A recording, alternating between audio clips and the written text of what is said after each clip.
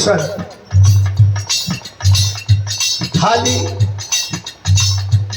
Romantic गीत, मर्द मेहरारू के बीच का गीत ही कंपोजिशन पर बढ़िया ना लगेंगे। ये देखा सीता जी अशोक वाटिका में बैठल है, हनुमान जी पहुंचल वाला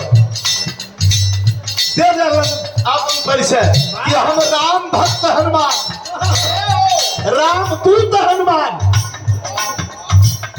विश्वास है तब सीता जी कहो